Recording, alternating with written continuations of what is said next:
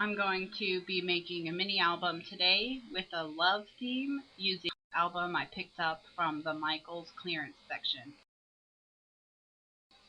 I'm going to start on the cover, and the first thing I'm going to do is cover it with this paper I got out of my scrap paper bin.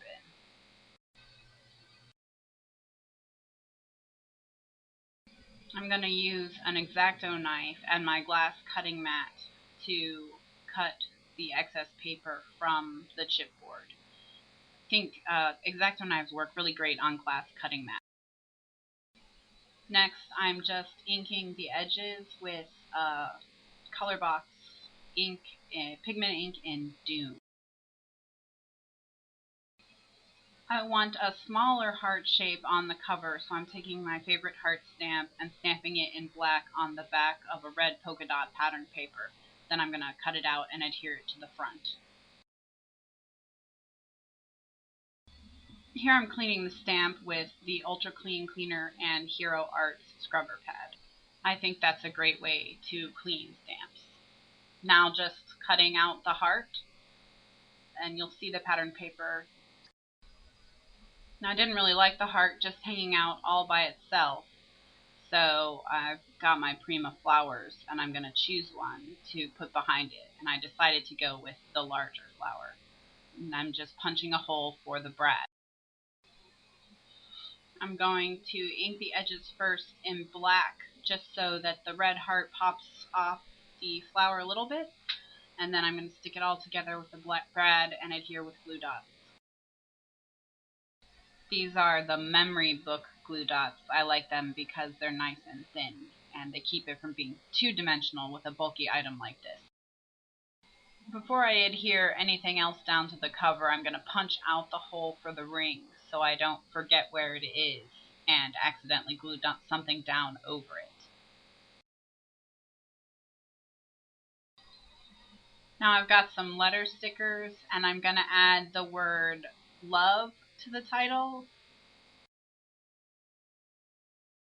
I really didn't like how the letters looked just sort of floating there, so I got a piece of pink paper from my scrap bin to kind of give them more of an anchor, a place where them to hang out. Now I'm just cutting the excess off the heart. I wanted the title of this book to be You and Me in Love, so I'm adding the tiny Making Memories alphabet. And I started in black, and I didn't like how that looked, so I switched it to the kind of off-white instead, a little bit more cohesive with the rest of the elements on the cover.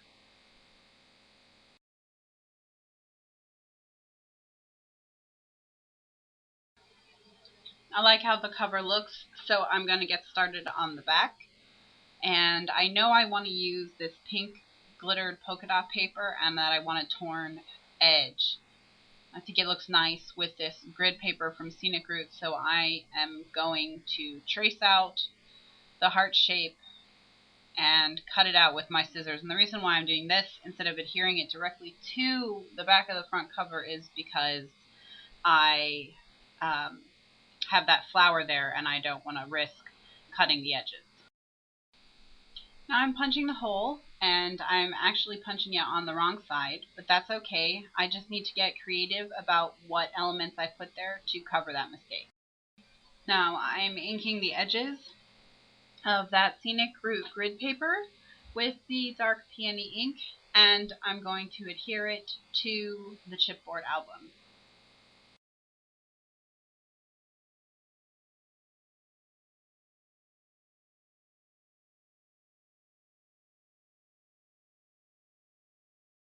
I'm going to do some more inking just to make sure the chipboard is covered, as well as ink the edge of that pink paper before I adhere it to the album. I'm going to flip it over and use my craft knife to trim off the excess and finish by inking all the rest of the edges. I found a chipboard swirl or flourish that covers the whole nicely, so I'm going to ink it in a robin's egg blue pigment ink, And then I'm going to adhere it so that it covers the hole I punched. And then I think I'm going to add some bling and some pearls to it just to make it sparkly and really pretty. So here's the bling. And just like the last video, I am using my scissors to cut in between the individual gemstones so that I can place them one at a time. With an intricate shape like this flourish here, it's very hard to wrap the line of gemstones around the shape for me.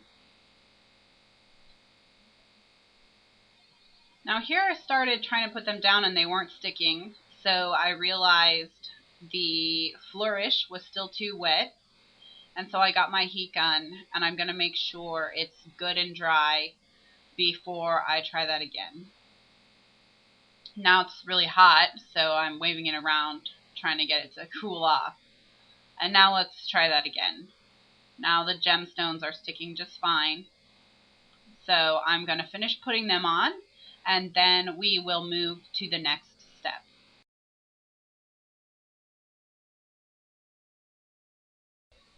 I finished putting down all the bling, and I've added a couple pearls, and the cover and the first page are done. So we're on the second page, and I'm just going to lay out the papers that I think are going to work. I think I like this pink with the grid paper, and I have this little scrap of scallop I'm going to hang off the edge of the heart. So now I'm going to just lay everything down. I'm just going to use my ATG by 3M to get a good layer of adhesive down. And I'm going to adhere the scallop scrap first so that everything else will lay on top of it.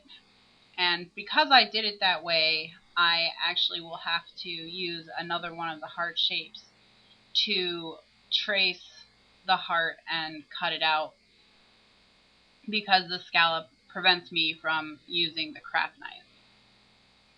So I'm going to lay down my first little bit here and just getting some good adhesive down, I don't know, lining it up. And then I'm trimming a little bit of the scallop that I just kind of didn't like how it was looking. So I'm doing a little bit of trim. Now I think that's going to be better. So again, now I'm going to have to line up this grid paper, and I'm just going to cut it out with my craft knife instead of tracing it. And here I'm going to glue it down, just make sure I lay flat. And then this is my last piece of that pink, which I'm going to cut out with my craft knife again. And then just the edges to get a good tight adherence on. I'm going to be inking with black ink instead of the dark peony, because I just wanted to do something different. And so that's the Colorbox pigment ink in black. And now I'm going to add bling. And this time I'm not going to cut the strips apart. I am going to use them as strips and just cut where I need because of the length.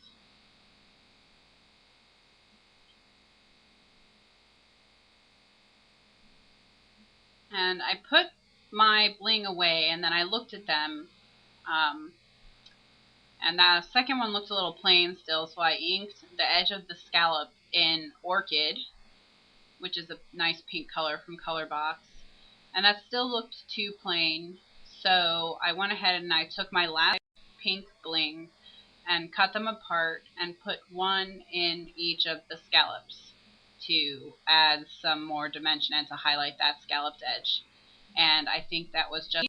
Stay tuned for part 2 of this video where I will complete the album. Thanks for watching.